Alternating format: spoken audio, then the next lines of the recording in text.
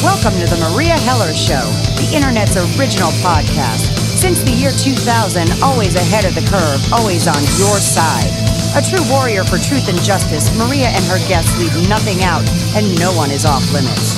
There is only one truth, the rest is lies. Sit back, enjoy the education with a true daughter of Mother Earth. Sharp New York wit, spiritual knowing, and a very dry sense of humor, Meria will dissect the news and lies to make it all palatable. Education is power. Meria delivers rapid-fire truth like no one else can. Here she is, the mouth that roars, the legendary Meria Heller. Good morning, world. Meria here, alive and kicking. Welcome to Stars Are Us for the month of August 2017. I almost wanted to add, of our Lord. Anyway, I got my excellent co-host and fabulous astrologer, Joe Anthony, with me. So, good morning, Joe. Good morning, Meria. Good morning. I gotta tell you, I'm watching some of the crazy stuff being posted online about these eclipses. And some of it is people are actually expecting the sky to turn black for 17 days. There'll be no sun. Some people thinking it's the end of the world, the end of America. And I was like, wow, what a perfect day to do this show. Oh, yeah. And I've nicknamed this month, especially with the eclipses, Let the Show Begin. Because this is the month where you're going to see changes to the United States like you haven't seen in a while. And this is over the course of the next 6 months to a year. And like you, I have read some of the other astrologers and predictions that they are making and so on, because, you know, we want to kind of cross-reference what we're doing. And I keep seeing the same thing where people are almost obsessed right now with this change, or they know that this change is coming, and they're not sure how to prepare for it or what they're supposed to do. As a matter of fact, I think I sent you an article where it says authorities are treating these August eclipses like it's the end of the world. Right. You know? That's what I'm saying, everybody, because it is really pretty much the entire eclipse looks like it covers the whole country. I mean, luckily it looked like Arizona was kind of left out of the loop. Mm-hmm. Well, you're right. This eclipse will fall over the United States from Oregon all the way down to South Carolina. It curves over, and you folks listening could go out and find a picture of this, the eclipse path of August 2017, and you will notice that absolutely that this eclipse path is right over the United States, and this will affect the United States. No doubt about it. So prepare in any way you can, and I don't mean this out of fear. I mean it's just being aware and awake and remember who you are, and going along with it and finding the truth. Right. Well, Carl Calleman, who I've had on the show with his book, The 9 Waves of Creation, also put out a really good article, pretty much in alignment with the astrology of this month, but of course he's connecting it to the 9th wave. Mm-hmm. And so what he's predicting, and it's a very good article, the 36 days, the days and nights have just started today as we're doing this show on the 4th. We've entered the first day. And, I've met with Carl and we've had lunch and we've talked about all this. And it is amazing because there's a lot of truth to the Mayan calendar, and it absolutely coincides with the astrology, no matter which system you use, of these changes that are being implemented. And I mean, just in a couple of days, Meria, we have the lunar eclipse in Aquarius. And I know we'll talk about that in a minute, but again, signifying a turning point. And wherever the eclipses fall is where the most dramatic changes occur. For instance, when we had the last few eclipses over the last few years over Indonesia, these folks had amazing tidal waves, all kinds of destruction that was being caused there. And I'm not saying that's going to happen to us, right, but I think ours is not going to be just weather, even though there have been really strange lightning storms. As a matter of fact, one of my friends up here had an electric lightning shock his house. It struck his house, the panel outside, and went through his appliances. Wow. So it burned out every piece of appliance and anything connected to his wiring system in his house. And so we're going to see more of that. We're going to see more of the political nonsense, or the political show, as I like to call it. We will see financial changes coming to the United States, especially when Jupiter enters Scorpio later on this year and in October. We're going to see everything coming our way because it's over the United States. Mm-hmm. And so I would say everyone listening to this, just prepare. Be smart, prepare, and stay out of fear. Right. Well, you talk about Indonesia. I think that here in the United States, we're going to see a political tidal wave. Mm-hmm. Because what we're already seeing since the beginning of this year has never been seen in America before. And where we're at now, where, Mueller just put in for a special grand jury, which you can't do unless you actually have evidence. And you see the friction in the country. You see Bush, I was going to say. Wow, so similar. Yeah. But you see Trump going on his August vacation for 17 days. Mm-hmm. And all I can remember was George Bush was on vacation in August for the whole month, too, when they handed him the white paper on 9/11 and he chose to ignore it. So my feeling is we might be in store for a false flag to try to save or solidify or legitimize Trump. Well, since you mentioned Trump, let's talk about Trump a second, because I did pull up his chart and I did want to look at some of the aspects in his chart. Now, because this eclipse, especially the one on the 21st, is going to be in Leo, he has a Leo rising. He also has a Mars in Leo. And so what this signifies is a dramatic change coming to this man in some way. Now, whatever that means, either his ego is going to be inflated, or he's going to take charge, or he's going to continue to be the target of everyone. Okay, and he already has. You could see that his profile, because he's a non-politician, but he's still, in my opinion, a Zionist. Mm-hmm. So he's still part of the problem. But overall, he will be affected by this eclipse on the 21st. So over the next 6 months, you will see more chaos and more change to Washington politics. Now, underlying all this change, when I look at the United States chart, is the eclipses are absolutely affecting real estate. They're affecting emotions, especially the one on the 7th. That lunar eclipse in the United States chart is right on the United States' moon. I mean, 1 degree off. Right. So we will see more passion, more heated arguments, disagreements. I wouldn't surprise me if we start seeing fights in the Senate and on the House floor like they do in some of these other countries. Right. So that's the kind of nonsense I'm seeing. And this is all because they know this system is going to collapse. I don't care what side you're on, the system is going to collapse. It cannot sustain itself anymore. Right. The printing of phony money, the controlling of every aspect of our lives. This is a time of great awakening. So Trump is right in the eye of the storm, and he will be affected by these eclipses. No doubt about it. Yeah. I was trying to remember, at the beginning of the year when a lot of astrologers were doing Trump's astrology, and they had predicted between, August and October, I think, that he had a good chance of sudden death. Well, that is a possibility, too, because Uranus is also in the picture on that eclipse on the 21st. And Uranus is the planet that represents sudden changes. The sudden eruptions, sudden chaos. And it is retrograde right now. Uranus is retrograde for the rest of the year. So that means unpredictable, out of nowhere, we can see dramatic changes. And the interesting thing is Uranus is still squaring the United States' Pluto. Now, Pluto represents transformation and destruction. And since Uranus is squaring Pluto in the natal chart of the United States, absolutely anything is possible with in terms of the leader of the country or the political party or the system, and especially with the partners and partnerships. And as you know, with that, putting Russia on that limited list there now, what would they call it? I haven't been following everything because I've been so busy with other things. All right, you mean the sanctions list? The sanctions, thank you, the sanctions. So you can see we're alienating people and beginning to isolate ourselves. But again, I think it's all because there's a new financial system that is going to compete with the dollar as the world reserve currency. And this is headed off by China and Russia. So guess who's getting targeted? China and Russia. Right. Russia more, obviously, because they're an easier target to target. Not so much China because they basically own our debt. But this is the cause of all this change, the control of the monetary system of the world.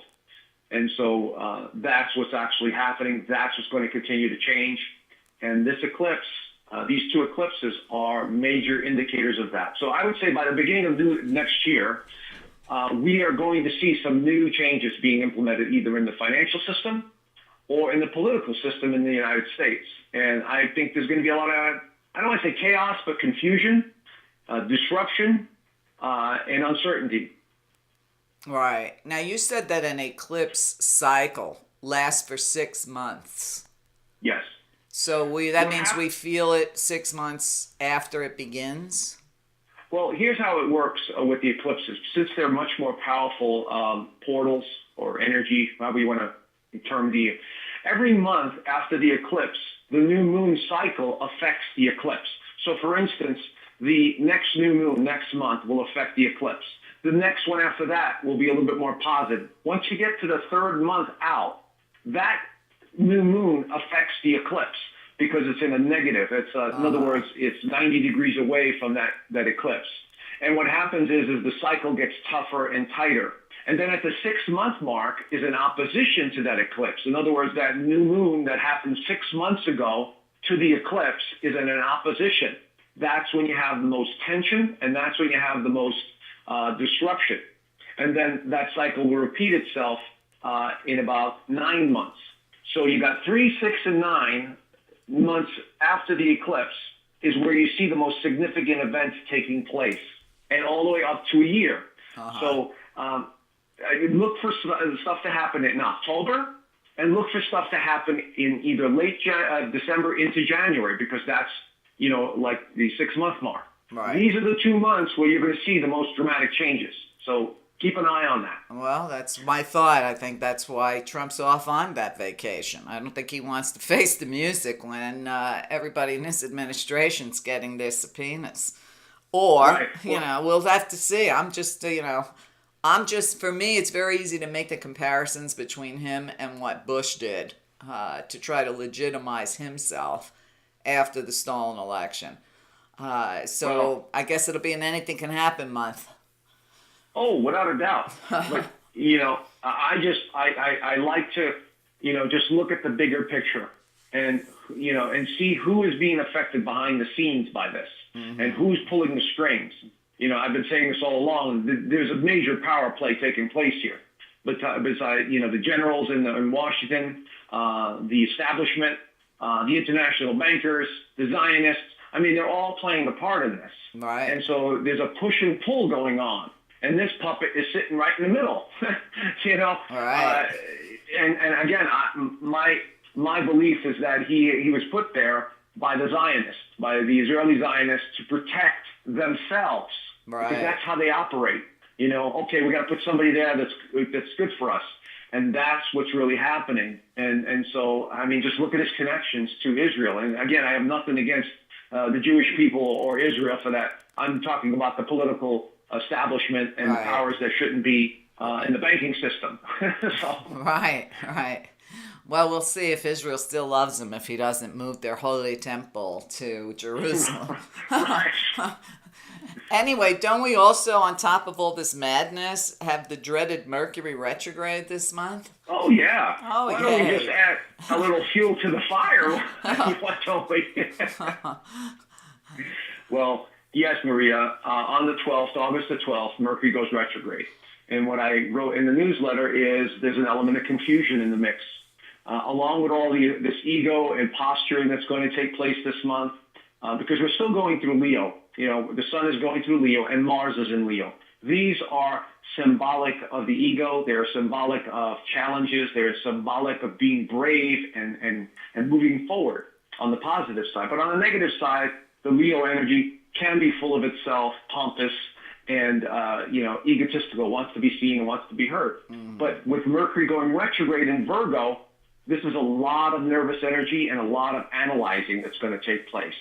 So we were talking off air, issues with health is one of the major concerns I would keep an eye on, because Mercury retrograde in Virgo can be digestive issues, can be nervous issues, the nervous system. It can be food allergies. It can be just the body reacting differently. So think in terms of energy. Everything is energy. And this reversal of Mercury is like, the energy moving forward, and now all of a sudden there's a blip in the energy field, and that is static or erratic. And that's how I would symbolically represent it. And so here we have Mercury going retrograde. It's going to be confusing because at the same time we have all this energy coming in. Mercury's going, okay, I could have done this. I should have done that. I'm not sure. I'm feeling sick. I'm not. And so there's this over-analyzing of every aspect of our lives, causing more confusion. Right. So this is going to be a month where we really do need to meditate or pray or just sit still and go, wow, incredible energy. I'm not going to feed into any fears. I understand what's happening, and I'm going to get through this, and everything will work itself out as it always does. And that's going to be a major factor this month as well for Maria, the Mercury retrograde. Right. Well, and people generally tend to go revisit their past during that time anyway. They do. So, but it's sandwiched in between two eclipses, which makes it worse. Oh, my God, two. I mean, what are the chances of two eclipses so close together? Well, I like to say we're not in Kansas anymore. We're not living in Kansas anymore. With these vibrational shifts and these portals that are, that we've entered, the photon belt alignment, the ninth wave, as Calleman points out, we are living in a different vibrational field. And especially when we go through these Oort clouds, these electrically charged fields, which activate the sun's magnetic fields, and they give off solar flares and so on and so forth. And of course, the astrology. Right. And so we are not living in Kansas anymore. No, and I think I had read something this morning on space weather about the sun really sending off a lot of powerful geomagnetic storms. And it ties in with the Perseid meteor showers, which starts, basically next weekend, but we can still see them. So there's so much moving about up there. Let's hope none of it falls down. Right, but what's being affected is the electrical systems. When we're talking the home, the cars. I have a friend that's a mechanic. He's never seen so many computers on cars go out. And because they're sitting in the sun and they're being hit with these solar rays that are at a higher frequency, and they're toasting the electronics in the cars, and it's like this mystery that's going on. I'm like, I know what's going on. Right. Stop parking your car in the sun. Yeah, good luck with that in Arizona. Right, exactly. What about the sun? Now, we've been talking about the sun. You mentioned it a few times. This month, it's closely aligned to the planet Mars. What does that mean? Well, that's about aggression. It's about moving forward. It's about asserting oneself, especially since it's in Leo. And so the physical activity, you'll notice that it's either very high or very low. But for the most part, we're being driven or motivated to take charge or to do things or to accomplish.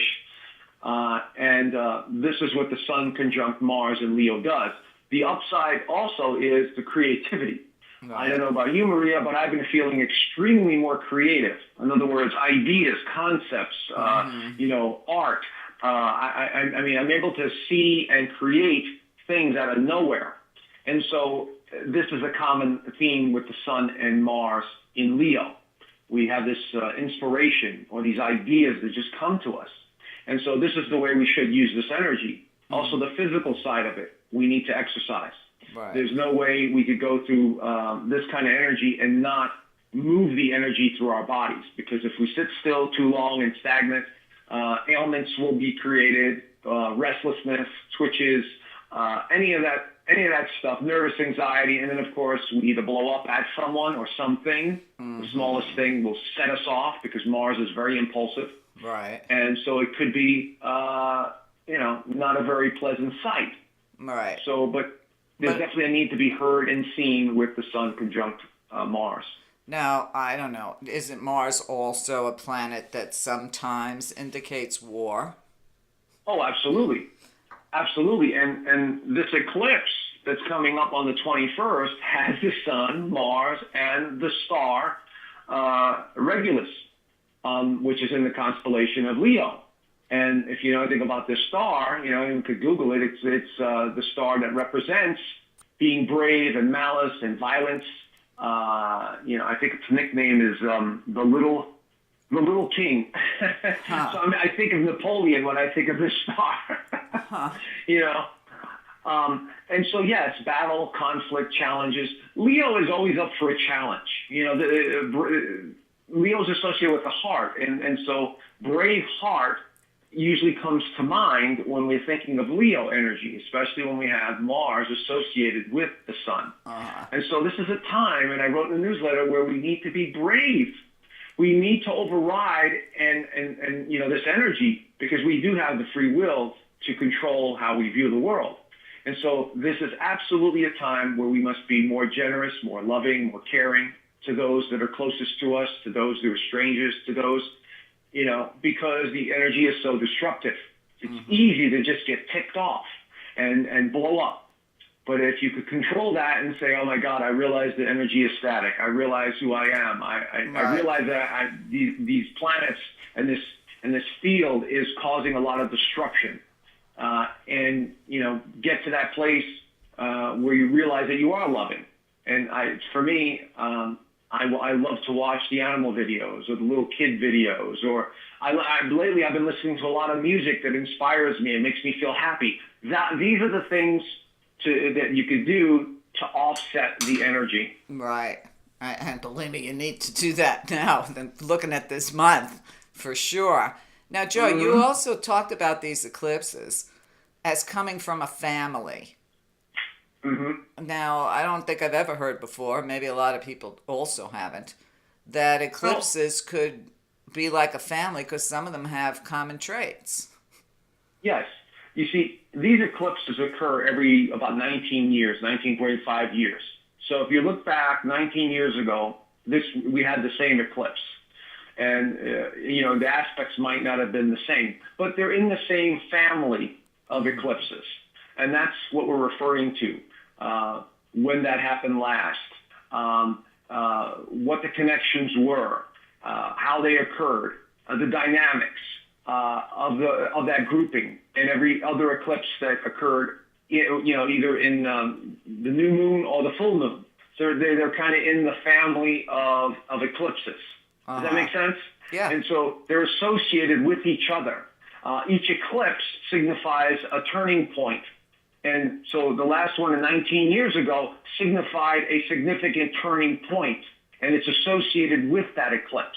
You follow? And so this eclipse is in that family vein. So if we look back, I don't know what the exact time frame was, so we got 2017 minus 19, we've got 1998 or 99. We look at what was going on back then. I'll give you an example. That's the year I moved out to Arizona, 1999. I moved out here in 98. See, 98, 99. Right. It's amazing to me how these eclipses are connected.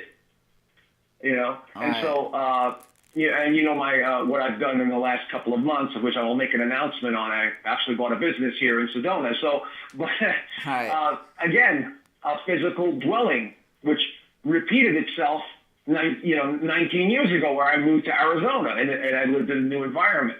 And so I'm doing the same thing again, 19 years later, being in another establishment, a physical establishment. All right. So very interesting connections. They all have an interesting connect. It's all intertwined, because it's one giant matrix of energy. Right. Well, your description of the family of eclipses, to me, it was like, oh, okay, they're like a little soul group that keeps traveling together. Exactly. That's another way of looking at it. Now, we got a lot of Virgo this month, a lot of Leo and a lot of Virgo, it seems. Mercury is in Virgo, and so... so is everybody going to start getting very picayune?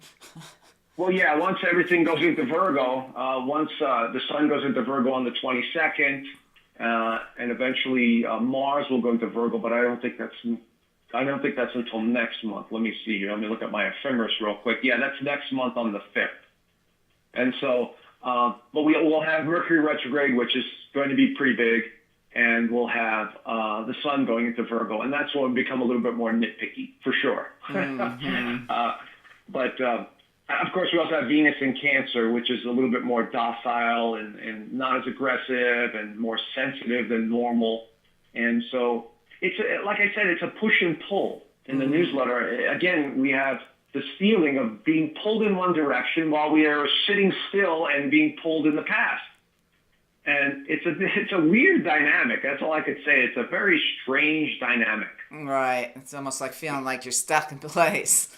Right, exactly. But for me, I get these moments of euphoria where I just know things are going to change for the better in terms of the spiritual aspect. I don't really particularly, care about the political system and all of that nonsense because I know that's going to collapse.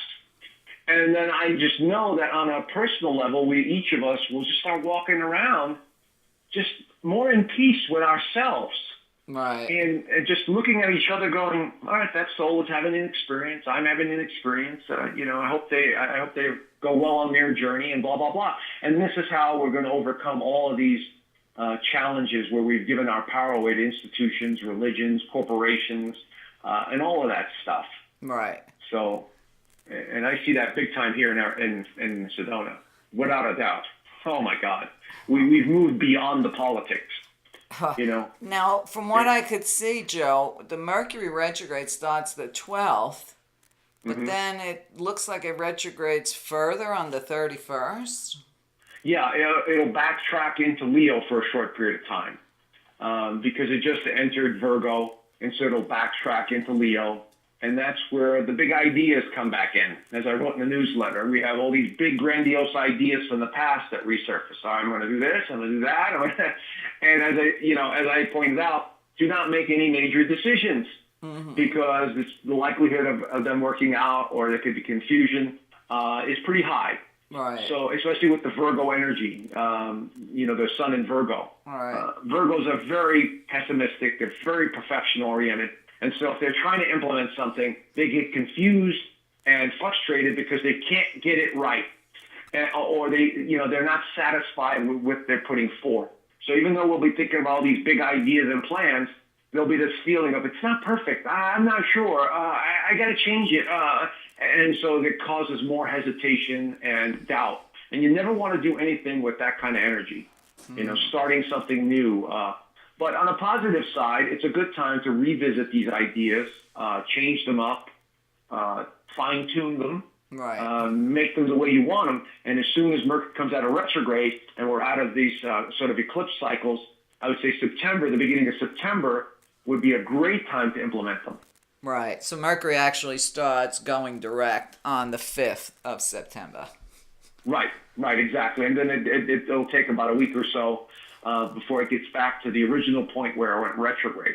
Right. And that's when, it's the best time technically to move forward with your plans. But as soon as it starts moving direct, you can take advantage of all the energy, especially if you do stuff around the new moons. It's always best to implement new ideas and concepts around new moons. And I would assume that our moons this month are going to be pretty powerful too. Yes, they are. Both of them are eclipses. So this one on the 7th is a big eclipse because this one is in the family of eclipses of the ones that happened in February. Because in February we had the solar eclipse in Aquarius. Let me look back at my notes here. We had the solar eclipse. Actually, it wasn't February. I'm sorry. This one dates back to the last eclipse, and I believe it was last year. So that one is connected. They're connected to that. So what is this eclipse? This eclipse, lunar eclipse in Aquarius at 15 degrees, it's basically saying, humanity, wake up. Humanity, you must change direction. Humanity, because that's what Aquarius represents, by the way. You need to go in a new direction. You need to collectively change your ways. You must look at yourselves as a collective, not just as individual souls, struggling. And so this one is about endings. It's about completion. It's about cycles. All lunar eclipses are that. So we have a cycle that's, again, repeating, that's saying, change, go in a new direction. Don't do the same thing that you've been doing over and over again. It's time to move on. And that's what we have. Since it is the sign of humanity, humanity is awakening. Just as everything else is indicating, humanity is awakening. Mm-hmm. And so through technology, the other aspect of it, and I love this aspect because I've been getting more messages about the visitors and the ETs and the UFOs, not just from myself personally, but from artist friends of mine who have been having these weird dreams that they're being set up for a meet and greet. I know that sounds crazy. But hey, you never know. But let's just hope they don't say, take us to your leader. They might just leave us flat at that point. Well, the funny thing is when you understand this whole UFO ET realm, these beings, most of them, 95% of them, are not here to harm us. They're not here to interfere. They're not here. They're here to support the planet and the beings of life and so on. And they're all saying the same thing. We are going to interact with you. I mean, I got these messages about 10 years ago out of nowhere. All right. Be ready. We're going to interact. And I'm like, interact with what? All right. Don't touch me. I'm like, okay. So, and this is just this week, 2 messages from 2 different separate artists who don't know themselves, who are basically, one was inspired to paint spaceships, okay? And he's never done that before. He does horses and stuff like this, Native American stuff. And he goes, I don't know why, but I had this amazing, vivid dream that I need to paint spaceships. And I'm like, really? I was like, okay. And then the other artist I stumbled upon on YouTube, who basically is a very famous artist out of Spain. And I think I posted on Facebook, I'm not sure. And he goes on vacation, and an actual UFO craft appears in front of him, and these 2 beings appear to him and say, we need you to paint us. We know you're an artist. We need you to take pictures of us, because within the next 20 years, this is the quote they gave him, within the next 20 years, we will be interacting with humanity, and we don't want to frighten anyone. How's that for a message, Maria? Pretty interesting, pretty direct. Yeah. For sure. Maybe I should be glad that I retired my paintbrushes to do all this fun work. Joe, we're going to take a short break. Stay with us. Joe and I will be right back. Hi, Maria here, and I have a message. Due to the pressure of the times we're living in, I'm calling on all students and millennials to get the education they need to fight the fascism taking over our world. I've made a special subscription offer for students and for seniors on a limited budget. For just $9.99 a month, you can subscribe and get that education. Over 500 hours of real education that's necessary to understand the world, the problems, and the solutions. Remember, knowledge is power. Together you can change the world, but to do so you must be informed of what's really going on and have real facts to support you in your endeavors. It's time for all the grandmothers to take a stand and teach the younger generation what their life could be and how to get there. Help me help you. One person cannot do it alone, and the guidance you seek is right here at www.meria.net, meria.net. Your generation is the generation we've been waiting for, so let me help you. Thanks for listening. Hi, this is Maria Heller. If you're enjoying this show, please consider listening to the rest of it, along with hundreds of other hours of education, by a small subscription on my site. Get over to meria.net, meria.net. You are the only thing that supports this show. There's no corporate control, and there's plenty of education on site. So please consider either a subscription or a donation to keep the work going. There are too many alternative voices out there that are being silenced because of lack of support. So if you don't want MSM to be the only mind-controlling news out there, please consider supporting the people that support you. And help us all save something for the future for our children. Thank you so much.